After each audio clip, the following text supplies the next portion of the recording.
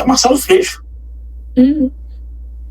A maior liderança do PSOL no Rio de Janeiro, que carreou votos aos milhares nas eleições de 2006, 2010, 2014. Tá me ouvindo? Pronto. 2014. Terminou. Voltou? Você tá me ouvindo bem agora? Uhum. Então, isso. A partir de 2018, o Marcelo cansou da disputa aqui no Rio. Cansou, inclusive, de membros do próprio partido não pedirem voto para ele. Vamos lembrar disso. Luane, é muito sintomático o cansaço do Freixo com o PSOL. E para ele ficou muito evidente que ele nunca mais que ele não teria relevância nenhuma no cenário do Rio de Janeiro, foi em 2016. Nas eleições para prefeito em 2016, foi sintomático que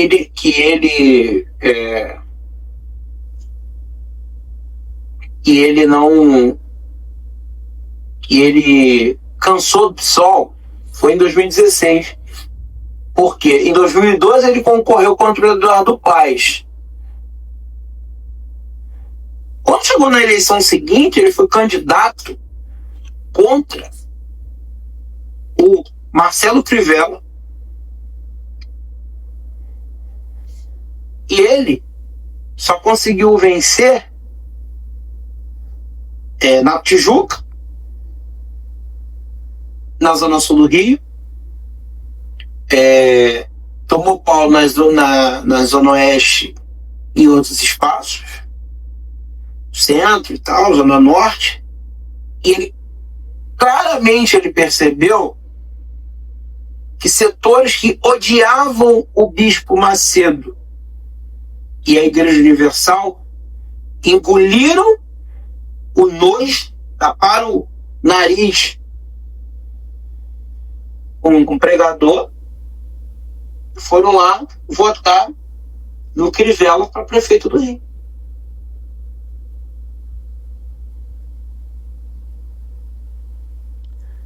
Aí quando você diz assim, que eles terminam sendo fracionistas o tempo inteiro, o pessoal diz assim, não, é por conta do PT. Aí eu acrescento o seguinte, e relembro o que a gente já comentou.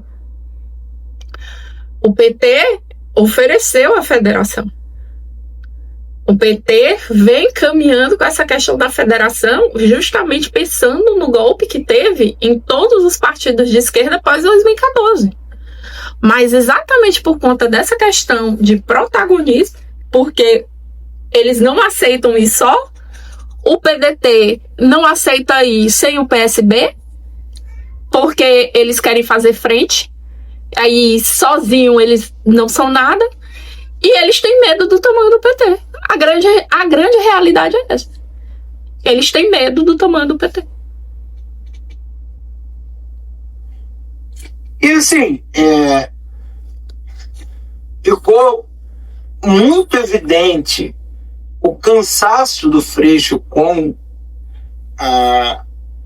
o pessoal, que ele carregou a bancada do pessoal no começo, 6, 10, 14, foram 3 eleições consecutivas, 3 mandatos consecutivos como deputado estadual aqui no Rio.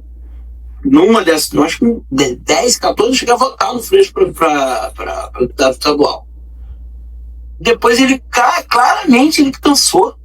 Claramente ele cansou de marretar ferro frio, porque ele foi percebendo nas internas da Alerj do Rio de Janeiro que ele não ganharia nada, que o partido não teria nenhum tipo de relevância.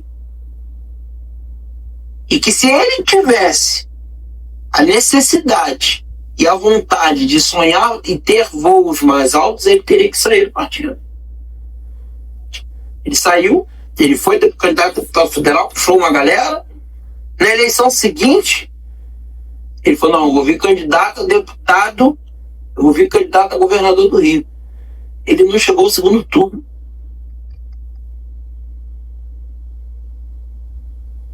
E aí ele percebeu, no Rio de Janeiro, só vai ter um partido que talvez tenha um mínimo de estrutura para mim, ter um mínimo de...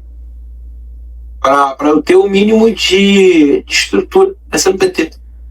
E ano que vem ele vem candidato a deputado federal pelo PT, no Rio. Vai bombar a voto. Porque você cansa de perder, né? Você cansa de não fazer política. Cansou de perder. E para além de cansar de perder, ele cansou de perder e ser humilhado. Porque, Luane, é inacreditável que um cara como Cláudio Castro, que era desconhecido na política do Rio de Janeiro, sendo governador por menos de 2 anos, porque ele assumiu na esteira do impeachment do Wilson Witzel, se eu não me engano, a virada de 2021 para 2022, 2020 para 2021, esse cara conseguiu derrotar ele, um desconhecido, conseguiu derrotar o Freixo sem direito a segundo turno. O Cláudio Castro encaçapou 53% dos votos, acabou com a eleição no primeiro turno. E o Freixo olhou para ele e falou, eu cansei. Ele cansou. E claramente as falas dos últimos anos do Freixo têm caminhado nesse sentido. E ele cansou. Ele não tem mais saco para essa galera. E aí a gente conclui. Ou o pessoal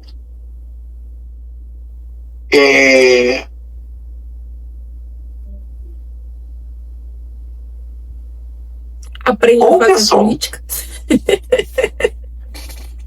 Ou o pessoal aprende a fazer política e comece a dar respostas mais adequadas ao contexto. Ou tende a se tornar um novo, sei lá, eu acho que dizer que vai virar um novo PCO é sacanagem, mas vai virar um partido irrelevante. É, porque essa agora, eles estão perigando cair na cláusula de barreira. Porque essa vai ser muito difícil. Essas são 11 deputados. 11 deputados em 9 estados, no mínimo, e 2% dos votos nominais. Se eu não me engano. Eu acho. Hoje eu não sei quanto que é a bancada do... Deixa eu dar uma olhada aqui. A bancada do PSOL hoje, salvo engano, tem 3 deputados, não é isso? Tem o Glauber, Melchiona no Rio Grande do Sul. Aí tem um deputado no Pará, ou é no Amapá, uma coisa assim, acho que é no Amapá, que eu acho que ele entrou como suplente. Tá como suplente de alguém. Paulo. Isso, Paulo. Isso, que ele é suplente de alguém. Inclusive, ele vai com... São 14 deputados. Isso, que ele vai... Só que ele não tem a distribuição. Ele não tem a capilaridade. Ele não tem, ele não chega nem a metade. Ele não chega nem a metade da capilaridade necessária, porque ele só tem o quê? Rio Grande do Sul, Rio de Janeiro, São Paulo, Minas e esse do Amapá. Mas esse do Amapá só porque, se eu não me engano, ele é suplente.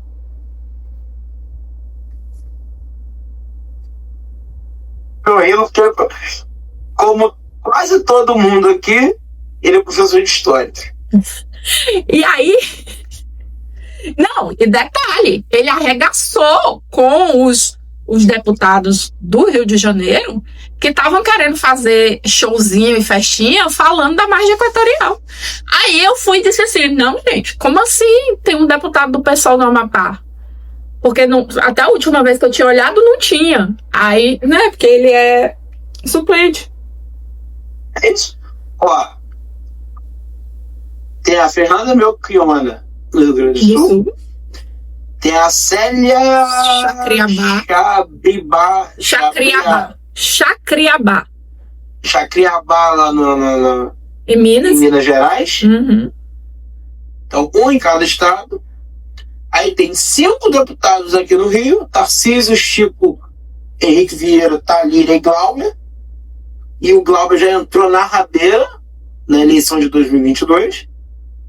6 deputados em São Paulo: Ivan Valente, Erundina, Sâmia, Érica Hilton, Luciane Guilherme, o Boulos e o Paulo Lemos. Só que temos uma especificidade. O Glauber entrou na rabeira dos votos da cláusula do partido, Do coeficiente. Uhum. do coeficiente.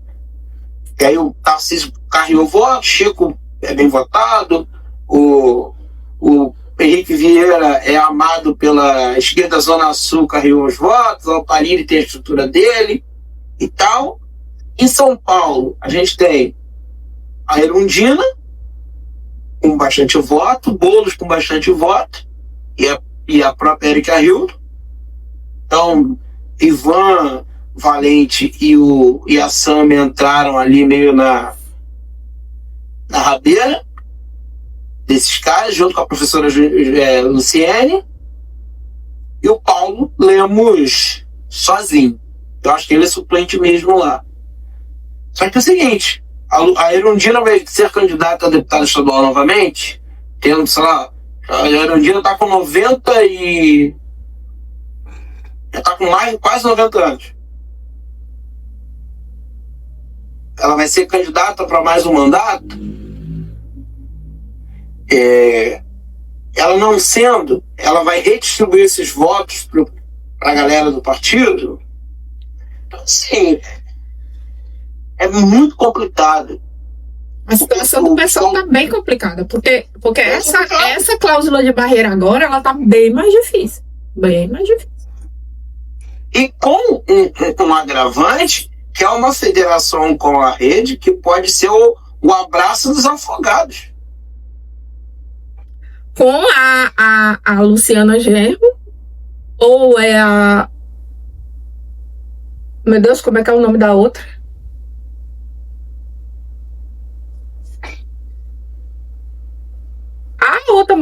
A outra do PSOL, aqui é conhecida pela foto lá de ela comemorando a derrubada da CPMF.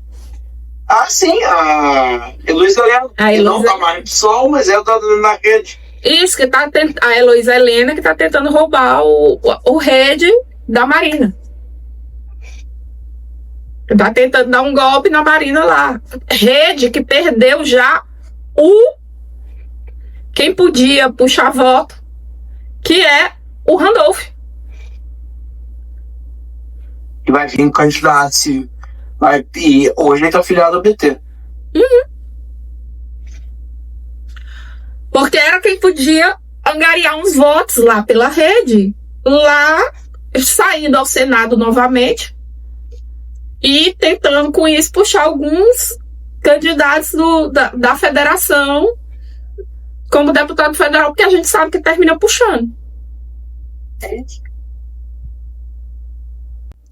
E aí, como é que faz? Quando você, dentro dos dois partidos, está tendo um racha. A Heloísa Helena tentando rachar a rede e o MES tentando rachar o PSOL. Dois partidos que, em teoria, se você juntar eles todos, não dá um.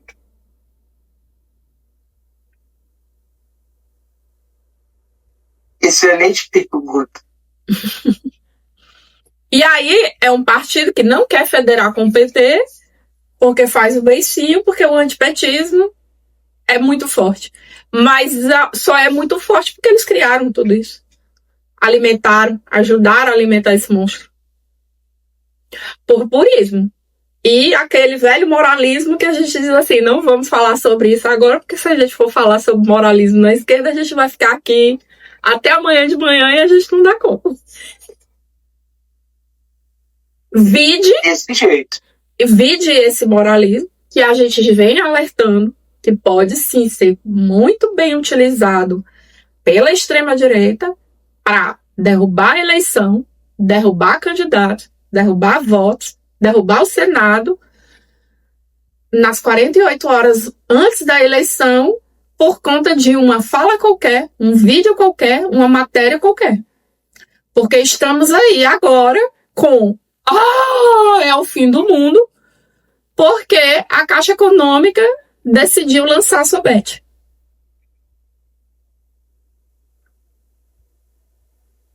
E eu ando questionando muito a respeito. É óbvio que a gente tem que debater nas internas nossas o quanto a gente a questão do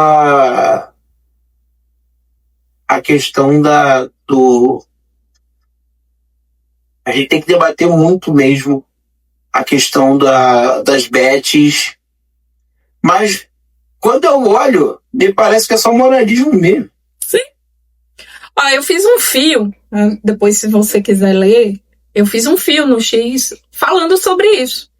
Inclusive dizendo que é um moralismo, inclusive, muito barato, porque ontem, se eu não me engano foi ontem, foi anteontem, o Bolsa Família fez 22 anos.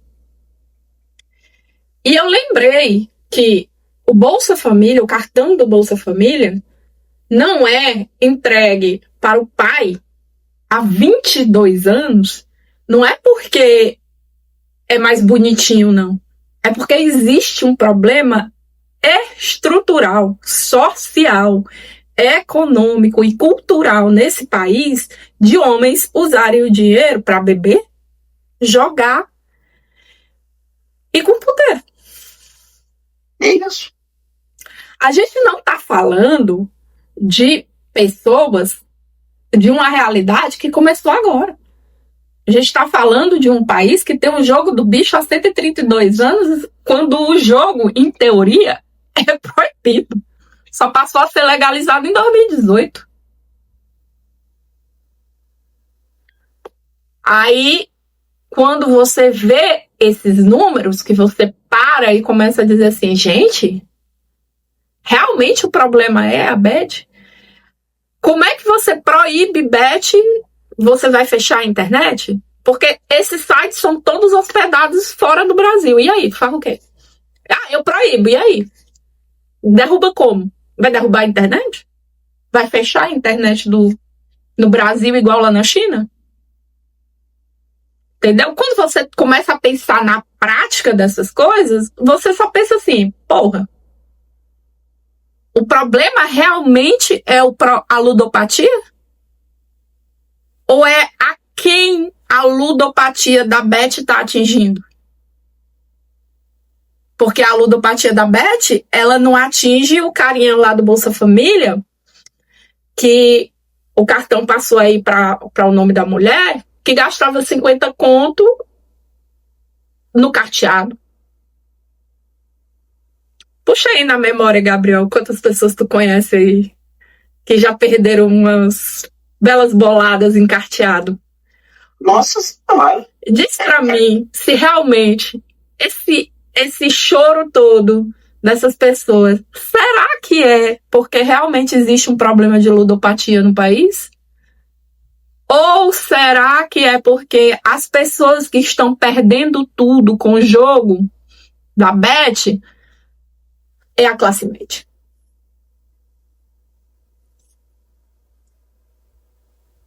Né? Porque você não tá vendo. Tu tá vendo algum beneficiário de Bolsa Família dizendo que perdeu tudo? Ou é os casos da 200 mil, 1,5 milhão, casa, carro, BMW, Renegade?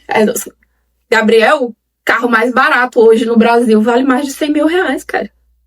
É isso. A gente não tá falando de pessoas que ganham 3 mil reais. A gente não tá falando dessas pessoas. Tá? Porque essas pessoas, na maioria das vezes, e você bem sabe disso, porque você vem de uma família que está ascendendo socialmente, está em processo, né, de ascensão social, E você bem sabe disso, o quanto é difícil você ter crédito. Muito provavelmente tu tem crédito, mas tua mãe e teu pai não tem. Tu deve ter crédito, eu tenho certeza. Porque tu tem um trabalho formal, tudo. Mas a tua mãe, que é empregada doméstica, ou o teu pai, que é porteiro, muito provavelmente eles só vieram a pensar em ter crédito com o crédito do trabalhador do Haddad.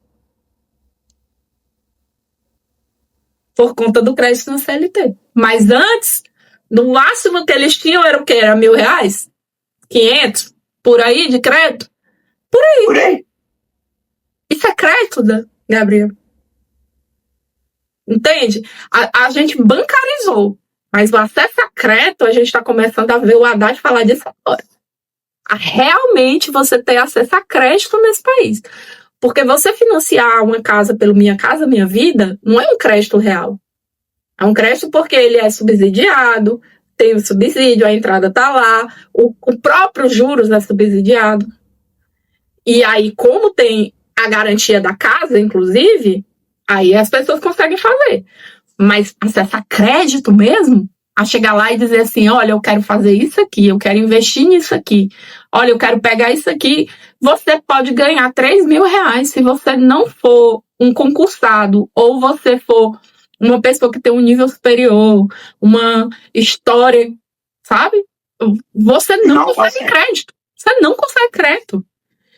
É isso que as pessoas às vezes não conseguem parar. Acho que não conseguem parar para pensar como eram as taxas praticadas antigamente. Então, assim, eu vejo nessa discussão da Beth, ela completamente dentro do campo moral, assim como tentaram fazer com o crédito ao trabalhador. Lembra? Ah, vai acabar com o FGTS. Ah, vai não sei o quê. Eu sou contra. E sim, e qual a solução? Entende? Sim, e qual a solução?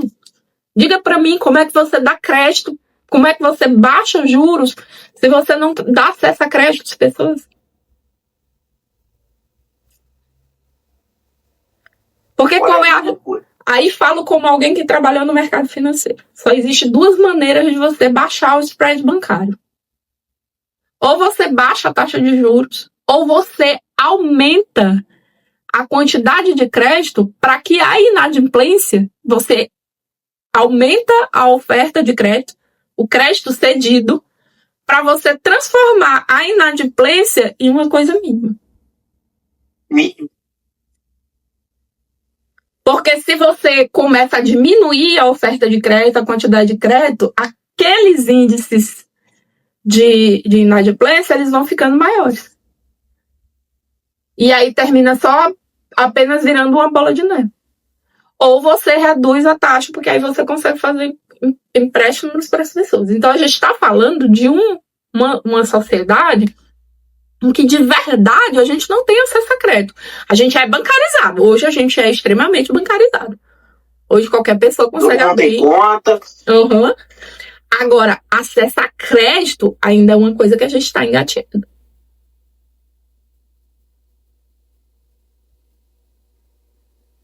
Aí a gente não... E aí a gente não consegue, Gabriel, e eu acho que a gente consegue fechar nisso, que nesse cenário para 2026, a gente está carecendo de pessoas dentro da política dessa esquerda, que não quer ser a esquerda institucional, mas ainda assim põe os seus candidatos à prova e à eleição, fazendo com que os votos se diluam e a gente não consiga ter votos suficientes para eleger candidatos, que não quer realmente falar sério dos problemas reais do país. Porque o problema não é o proibir, o problema é o regulamentar. O problema não é o zerar, como você lembrou mais cedo, você se abster de votar na isenção do imposto de renda, do imposto da cesta básica, por conta de um possível aumento do lucro que você não sabe se vai existir, porque não existe. A gente tem 40 anos, a última reforma tributária. Você não pode comparar a desoneração que a Dilma fez com a reforma tributária de agora. Isso é, inclusive, beira a ser antiético. Você, como historiador, sabe disso. Você não pode pegar aquela coisa que aconteceu lá na Dilma com um contexto completamente diferente para querer colocar como uma reforma completa, total, em que a gente está mudando, inclusive, todos os impostos, transformando a maioria deles em um só, reajustando os que vão ficar com o mesmo nome, algumas contribuições vão permanecer com o mesmo nome. Mas vão ser feitas de outro jeito? Mas só vão ser feitas de outro jeito. A própria estrutura tecnológica que está sendo feita para dar o suporte à transição do imposto de renda é gigantesca, que aí vem por trás também o investimento que está sendo feito na IA brasileira, em tudo isso, porque está caminhando tudo junto, e essas pessoas simplesmente fazendo birrinha e se abstendo de votar em algo tão importante, deixando de lidar com a realidade brasileira. E essas pessoas vão estar lá pedindo voto de novo, Gabriel. De novo. Cansativo. E isso explica porque, por exemplo, caras como Marcelo Freixo encheram o saco do pessoal.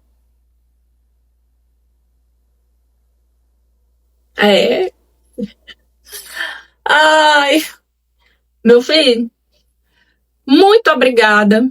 Beijo, Luane. Obrigado. E como a gente diz, temos um podcast? Temos um podcast. Yeah.